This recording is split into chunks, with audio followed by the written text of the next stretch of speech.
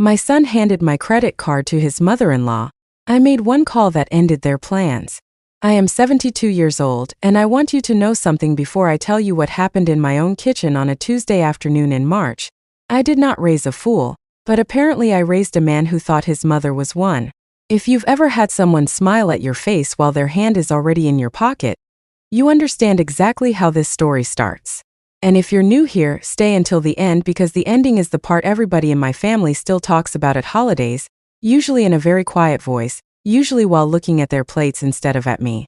Before I go further, if you enjoy stories like this one, please hit that like button, subscribe to the channel so you don't miss what's coming, and drop a comment telling me where in the world you're watching from tonight.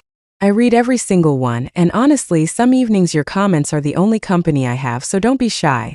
Now let me tell you how a woman my age ended up outsmarting two grown adults who thought gray hair meant a soft mind. My name is Evelyn. I've lived in the same house for 41 years, the one my late husband and I bought back when the street was still half dirt road. I raised two children in that house. My daughter turned out to be sensible, married a quiet accountant, and calls me every Sunday like clockwork. My son, Nathan, is a different story, and it's his story I need to tell you today because it involves my credit card, his wife's mother, and a plan the two of them cooked up thinking I would never find out. Let me back up a little because you need the full picture. 2 years ago, Nathan married a woman named Brianna. I liked her well enough at first. She was polished, always had her nails done, always had an opinion about which restaurant was actually good versus which one was fine, I guess. I told myself that was just her personality.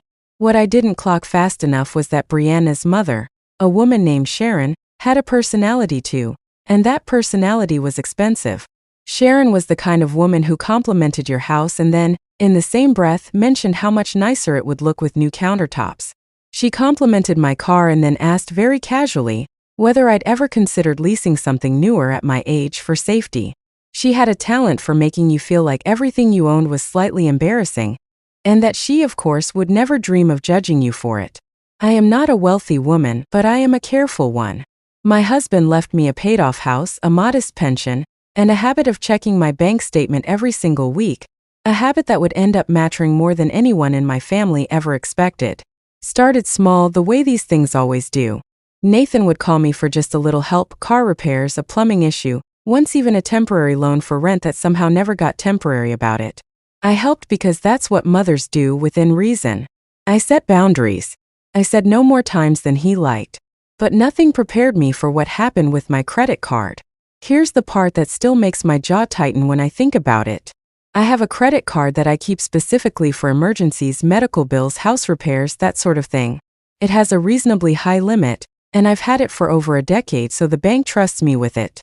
A few months back, Nathan asked to borrow it just for one afternoon, claiming his own card had been declined at the mechanic, and he needed to pick up his truck before the shop closed. I said fine. I trusted him.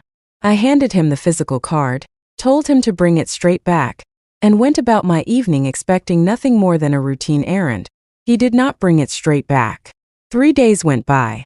When I asked for it, he got vague, said he'd return it soon, said he was just holding onto it in case, which if you've never heard that phrase from your own child, let me tell you it should set off every alarm bell you have.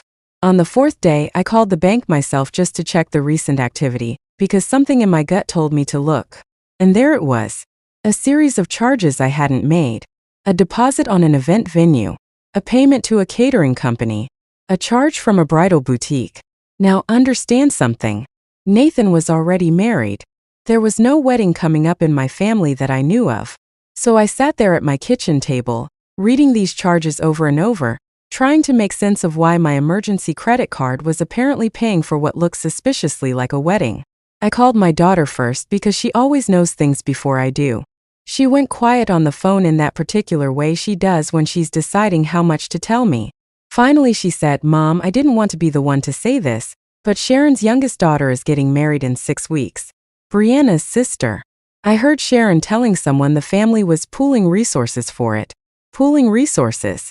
As if my life savings and my careful budgeting were simply a shared pot that anyone in this extended family could dip a ladle into whenever it suited them. I want you to sit with that for a second, the audacity of it. My son had taken my card under a false excuse, handed it to his mother-in-law, a woman who was, by marriage, essentially a stranger to me, and let her put a deposit on a wedding venue using money I had set aside for emergencies. Not his emergency. Not even his wife's family's real emergency. A wedding. For a woman I had met maybe 6 times in 2 years, always over small talk about countertops and cars. I did not scream. I did not call Nathan and demand answers right away. If you've lived as long as I have, you learn that the person who reacts first usually loses the advantage. I have spent 72 years watching people underestimate quiet women, and I have learned to let that underestimation work in my favor. So here's what I did instead. I made exactly one phone call. Not to my son. Not to Sharon. I called my bank's fraud department. I explained calmly and clearly that my credit card had been used without my authorization for charges I had never approved, and that I wanted every pending and recent transaction connected to that card frozen and disputed immediately. I told them the card had been taken from my possession under false pretenses and that I considered every charge on it, past the moment I handed it over for what I believed was a single errand, to be unauthorized. The woman on the phone was lovely. She confirmed the deposit to the event venue was still pending, not yet finalized, and that the catering payment had gone through but could be disputed and clawed back. She told me the card would be canceled that same hour and a new one issued to me directly, and that the disputed charges would likely be reversed within a few business days once the investigation opened. One phone call. That's all it took to pull the plug on an entire wedding deposit that 2 grown adults thought they'd quietly slipped past me. I sat back in my chair after that call and I'll admit, allowed myself a small cup of tea and a moment of very quiet satisfaction. Because here's the thing about people who assume an older woman won't notice, won't check her statements, won't understand how banking fraud disputes work. They've usually never actually tried living on a fixed income for 20 years. You learn every trick in the book when you have to. The fallout, as you might imagine, was immediate and loud. The very next morning my phone rang before 8. It was Sharon, and she did not bother with hello. Evelyn, there's been some kind of mix-up. The venue is saying our deposit didn't go through. Do you know anything about that? I took a sip of my coffee before answering, because I wanted her to hear how unbothered I was. I do know something about that, Sharon. That deposit was made with a card that was taken from me without my permission, for a wedding I was never asked about, for a family member I've met a handful of times. I called my bank and reported it as fraud. So no, it didn't go through and it won't. There was a long silence. Then she tried a different approach, the wounded, incredulous approach. Fraud? Evelyn, we're family. Nathan said you were fine with helping out. Nathan said a lot of things I told her, including that he needed my card for one afternoon to pick up his truck. He did not say he was handing it to you for a wedding deposit. If you wanted my help with your daughter's wedding, you were welcome to ask me directly like an adult, and I would have told you directly like an adult that I couldn't afford it. Instead, my son lied to my face and you accepted stolen money without asking a single question about where it came from. That's not family. That's just theft with better manners. She hung up on me. I finished my coffee. Nathan called about 20 minutes later, and this conversation went about how you'd expect. He led with anger, told me I'd humiliated Sharon, that I'd ruined his wife's family's plans, that I was being petty over a few $1,000s that he was always going to pay back eventually. I let him finish. Then I asked him one simple question. Nathan, did you ask me if you could use my card for a wedding deposit? Or did you tell me you needed it to pick up your truck? Silence. That's what I thought, I said. You lied to get access to my money, then handed that money to a woman I barely know, for an event I was never consulted about, and you're upset that I noticed.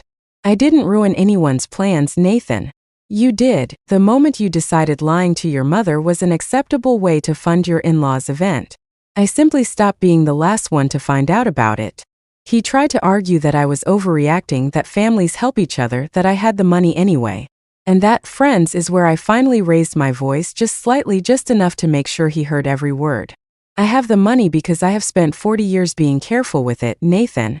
I have the money because I don't hand it to people who lie to me. If you or Brianna or Sharon had come to me honestly and asked for help with a wedding, I would have said no kindly and explained why, and that would have been the end of it. Instead, you decided my honesty didn't matter, that my consent didn't matter, that all that mattered was getting the money before I could say no. That is not a mix-up. That is not a misunderstanding. That is a decision you made, And now you get to live with the consequences of that decision. He hung up too. I was on a roll that week, apparently ending phone calls left and right without even trying. Now here's where the story gets a little sweeter. Because the fallout didn't stop with 2 angry phone calls. Word travels fast in families, especially when there's a juicy story attached to it. My daughter told me that Sharon's other relatives found out the wedding deposit had collapsed because of some drama with Nathan's mother, and instead of anyone being angry at me, several of them started asking very pointed questions about why Sharon had accepted money that clearly wasn't hers to spend in the first place. Turns out I wasn't the only one in that extended family who found the whole arrangement more than a little suspicious. The venue, understandably, was not thrilled about a bounced deposit either, and the wedding date they'd been holding got released back into general availability. From what I heard through the family grapevine, Sharon and her daughter had to scramble for a smaller, less impressive venue on short notice, which I'll admit did not break my heart in the slightest. As for the catering payment that had already gone through, the bank's fraud investigation sided with me completely, since I had reported it within days and had clear documentation that the card had been taken under false pretenses. The funds were returned to my account within about 2 weeks. The catering company, from what I understand, was left chasing Nathan and Brianna directly for the money instead, since the payment method that had funded it no longer existed and the dispute made it very clear who had actually authorized the charge and who had not. Nathan didn't speak to me for almost a month after that. Brianna sent one very tense text message implying I had torn the family apart over money, to which I simply replied that I hadn't torn anything apart. I had simply stopped funding a wedding I was lied to about, and that if the family felt torn apart over that, perhaps the foundation hadn't been very sturdy to begin with. Eventually, Nathan did come around, though it took time, and it took him actually sitting across from me at my kitchen table, the same table where I'd first seen those charges, and apologizing without any of his usual excuses. He admitted the truck story was a lie from the start. He admitted Sharon had pressured him and Brianna into contributing, and that he hadn't wanted to ask me directly because he already knew what my answer would be. He admitted that once he saw how easily the card worked, he told himself he'd figure out how to pay it back later, and never really thought through what would happen if I noticed before that ever happened.